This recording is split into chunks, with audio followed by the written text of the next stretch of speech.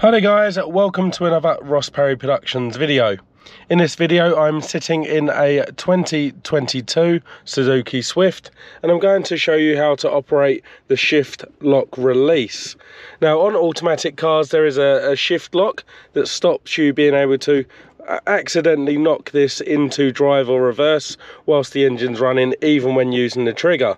Now to overcome this you have to put your foot in the brake so you know that a driver is in the driver position. But in the unfortunate event that your battery's gone flat or you're having an electrical fault and you need to tow the car, there is a shift lock which you can see just down there, and the way to release it is pull the trigger in and also push that shift lock down. That allows you to get the gear lever into neutral and tow the car. As soon as you push it back into park, the shift lock is back on. So just to show you one more time, trigger in, push the shift lock all the way down.